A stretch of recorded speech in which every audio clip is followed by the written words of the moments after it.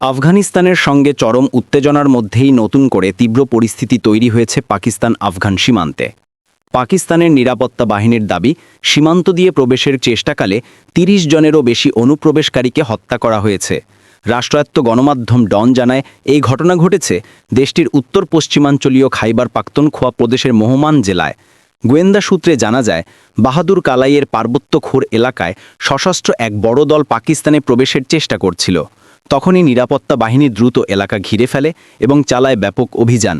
এতে অন্তত ৩০ জন সন্ত্রাসী নিহত হয়েছে বলে দাবি কর্মকর্তাদের।